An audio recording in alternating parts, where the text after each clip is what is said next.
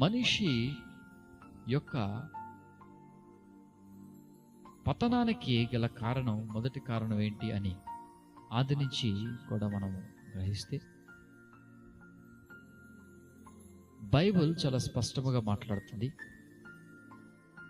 ఒక మనిషి దేవునికి దూరం అయిపోవడానికి, వాగ్దానానికి దూరం అయిపోవడానికి, కృపకు దూరం అయిపోవడానికి, దేవుడు అతని ద్వారా చేయవలసిన పని చేయకుండా అతని మనస్సు కఠినపరచుకోవడానికి కారణం ఆది నుంచి ఏంటి అంటే కేవలము దురాశతో మాత్రమే. తెలుసా?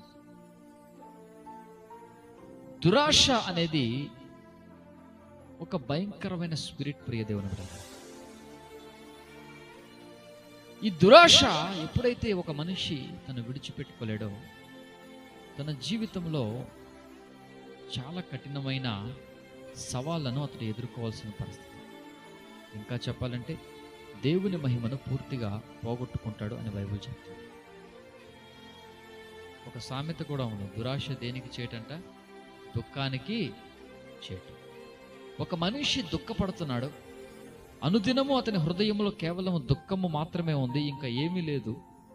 అతని కుటుంబం చూసినా, అతని వ్యక్తిగత జీవితం చూసినా, ఒకవేళ అతడు చేసే ఉద్యోగాలు చూసినా అది కేవలము దుఃఖముతో ఉంది అంటే అతడు దురాశతో నింపబడి ఉన్నాడు.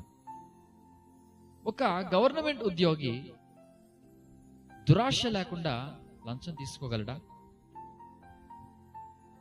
ఒక కాంట్రాక్టర్ దురాశతో కాకుండా అతడు డబ్బుల విషయంలో ఫ్రాడ్ చేయగలడా? చేయలేడు. అందుకనే భక్తుడు దైవజనుడైన పౌలు గారు ఒక మాట మాట్లాడతారు. ఎఫెసీలకు రాసిన పత్రిక 4వ అధ్యాయం,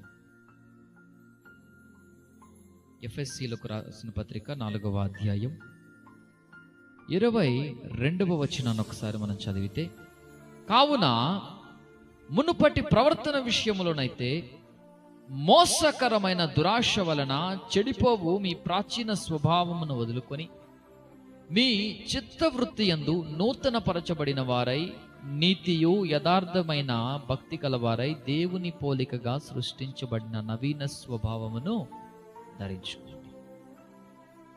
ఒక విశ్వాసికి ఏది ప్రాముఖ్యమో అది పౌలు గారు ఎఫెసీ సంఘముతో రాస్తూ ఉన్నాడు. ఏమనంటే మునుపటి ప్రవర్తన విషయంలోనైతే